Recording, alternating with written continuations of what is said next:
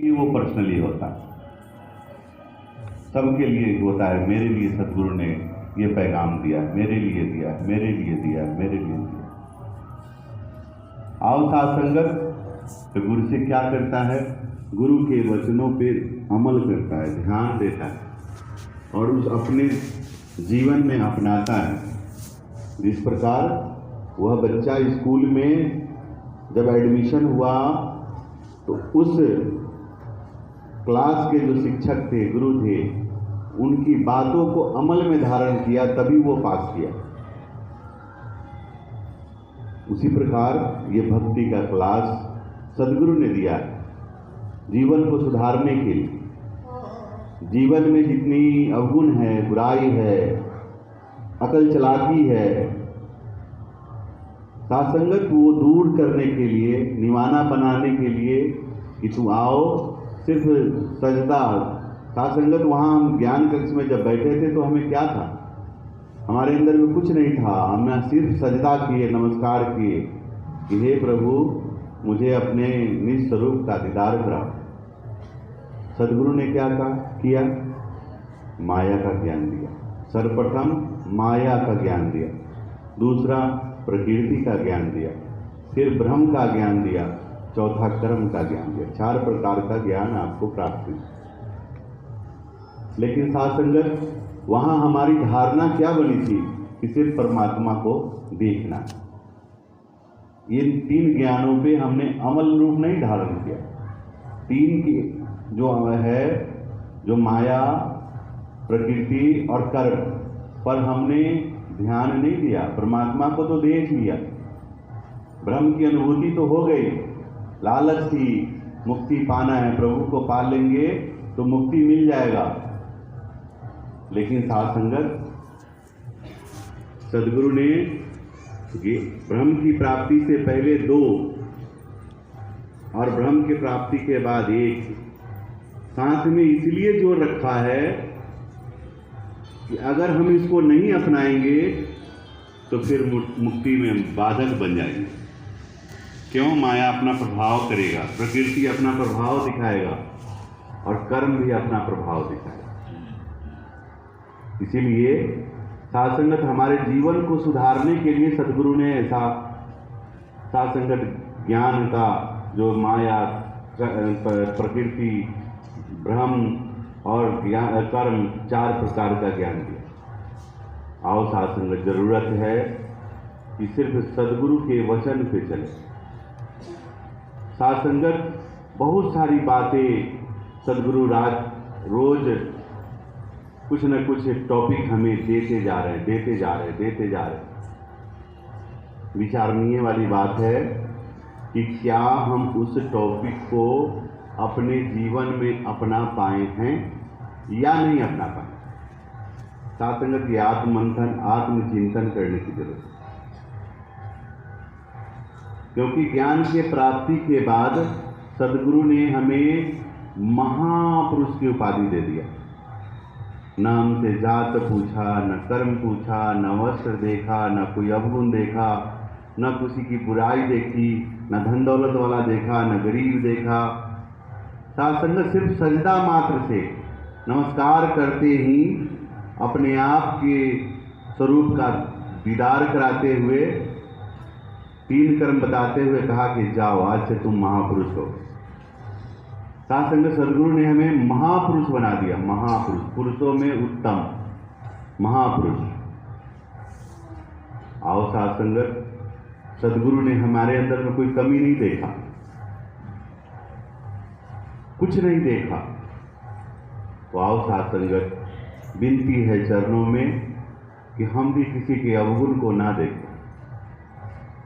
एक तरफ खुद कहते हैं, हम खुद बोलते हैं कि करण करावन हार तू, सब कुछ तेरे पास। जब सब कुछ तेरे पास ही है, करने वाला भी तू ही है और कराने वाला भी तू ही है, हम इसके आश्रय जिए, हम व्यक्ति विशेष से ना जुड़े।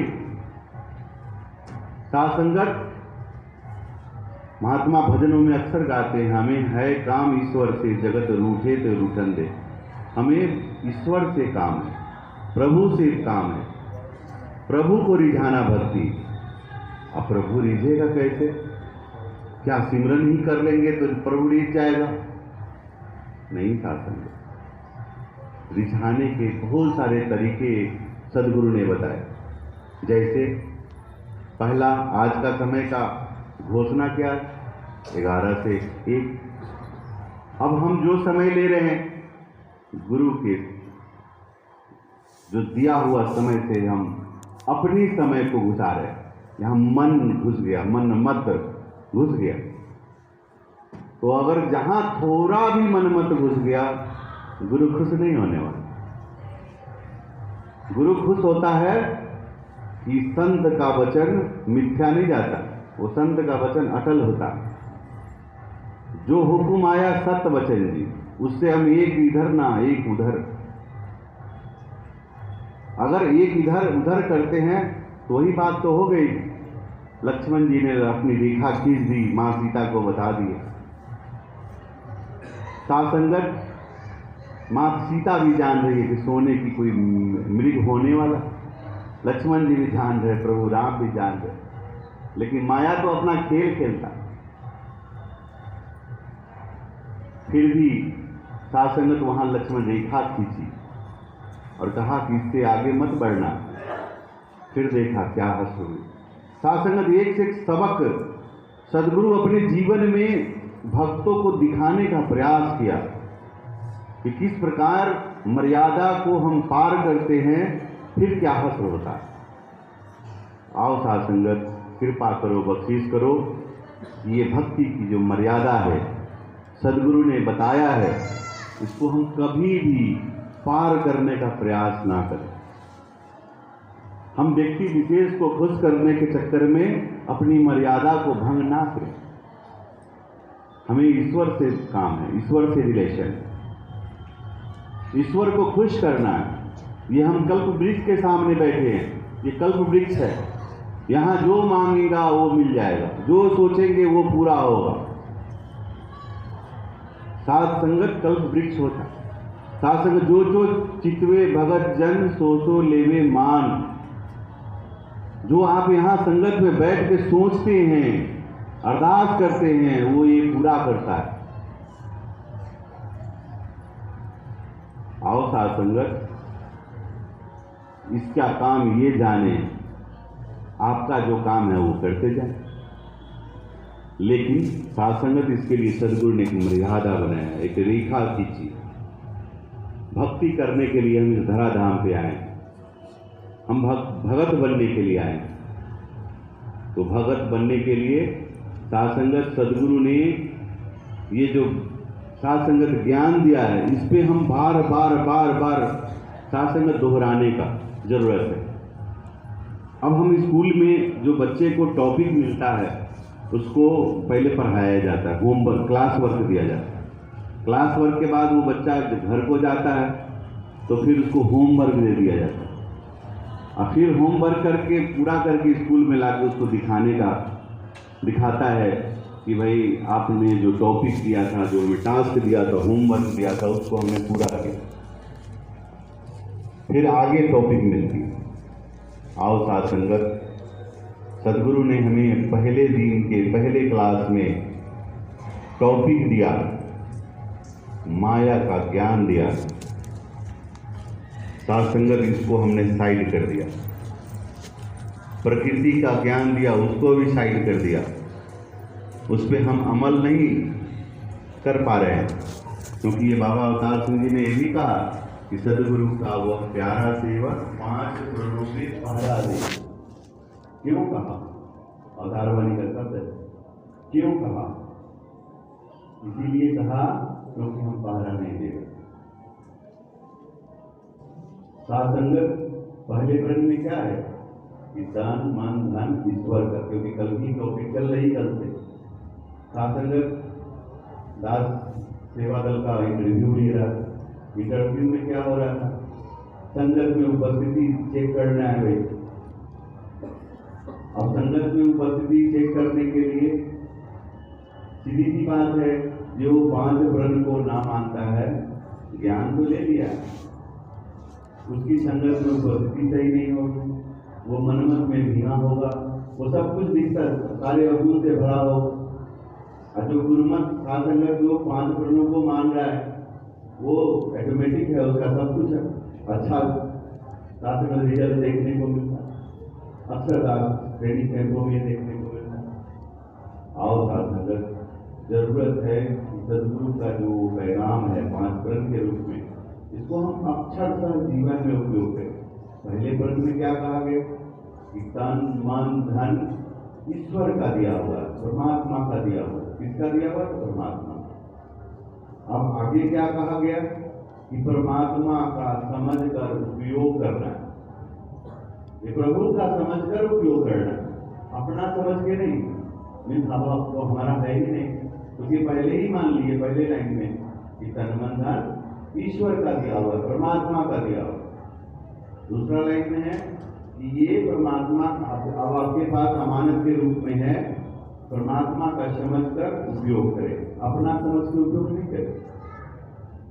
और उपयोग करने के दौरान में कहीं मन में अभिमान ना आ जाए कि यह मेरा है। इसीलिए तीसरे लाइन में कहा गया है कि इसका अभिमान नहीं करना। साधंगत तन मन धन, साधंगत हम कहने को कह जाते हैं, लेकिन साधंगत क्या हमारे ये पहला 5 प्रण हमारे जीवन में अक्षरशः रच बस गया है कि हम मान रहे हैं, इसको हम कर रहे हैं। इसको करने से साधंगत कहा विज्ञान अवतार वाले के बहुत सी होत नहीं गुणकारी, ठीक यदि अनुपान नहीं, बोले मुख से करे न करते, नर वह बुद्धिमान नहीं। साधंगत यहाँ औषधि जो सदगुरु ने हमें बताया है, औषधि जो हमने दिया है सदगुरु ने, इसको हम अक्षरशः पालन करना जरूरी है। अगर हम पालन करते हैं तो फिर तो बात बनती है, साधंगत ज्ञान समझ में आता है। नहीं तो साधंगत ये ब्रह्म माया और कर्म एक दूसरे का पूरक है, प्रकृति सब एक दूसरे का पूरक है, सब इसी में समाहित है, एक दूसरे से निहित है।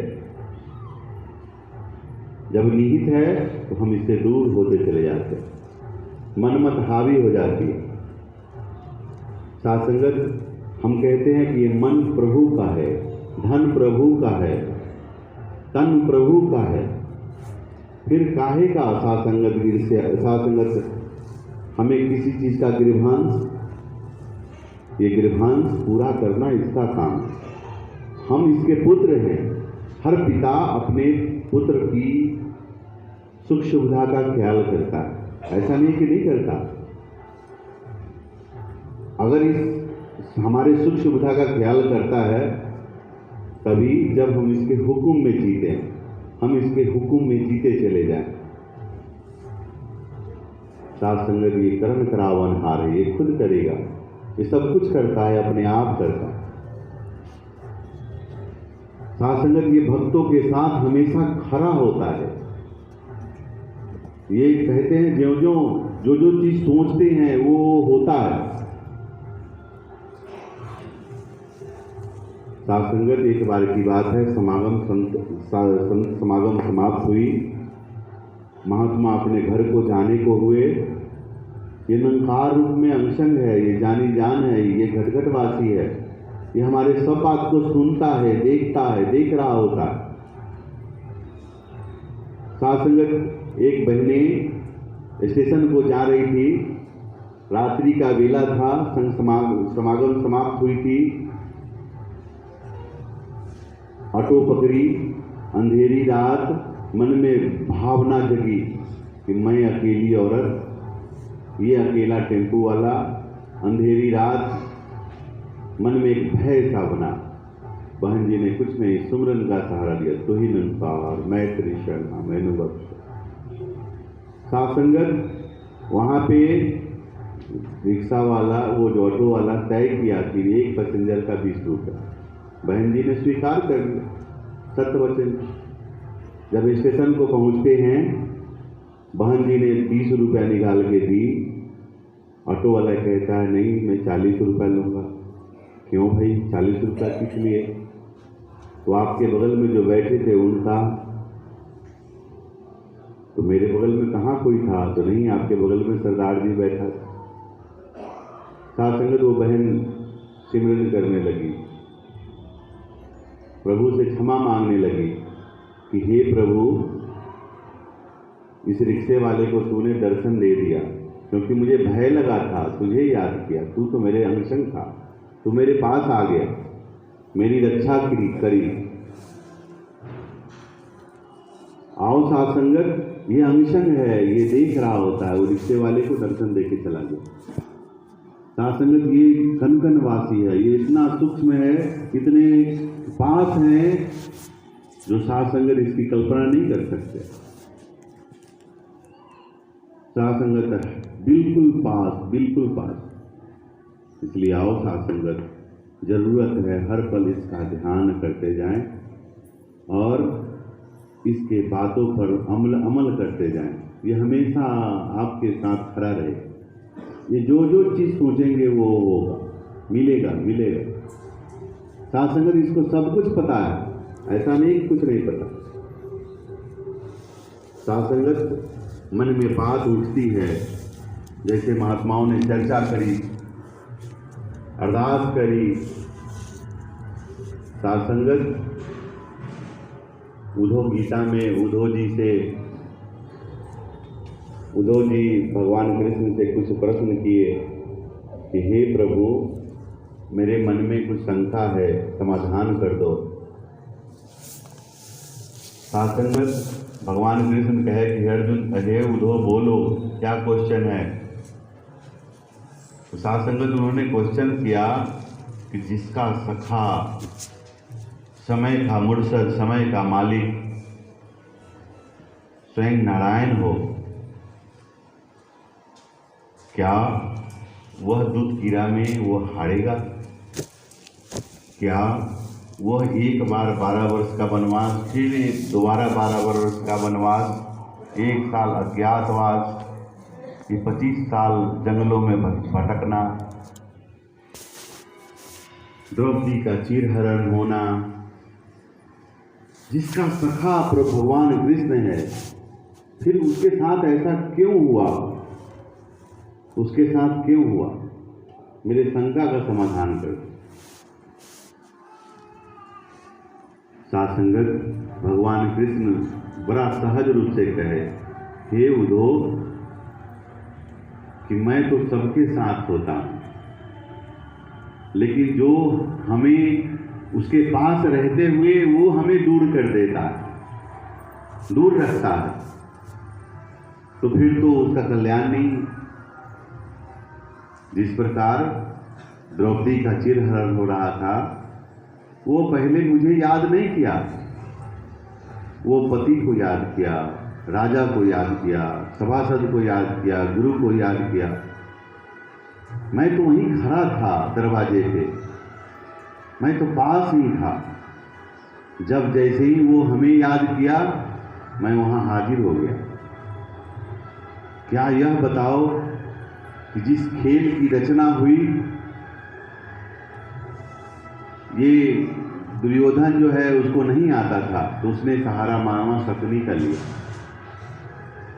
लेकिन युधिष्ठिर, पांचों भाई, हमें साइड कर दिया, हमें दूर कर दिया, अलग कर दिया। तो स्वाभाविक है कि जहां मैं नहीं हूं वहां उसकी जीत होना क्या होगा? तो उद्धव जी कहे कि नहीं होगा। तो यही बात तो हुई। भाव साथ संगत, कहने का भाव कि ये निराकार दातार, ये अंशंग जानी जान, ये हर वक्त हमारे साथ है। साथ संगत, ये देख रहा है, ये हर चीज पल पल की बात देख रहा है, हम नोट कर रहा है, हम क्या कर्म कर रहे हैं, इसके सबक को हम याद कर रहे हैं कि नहीं।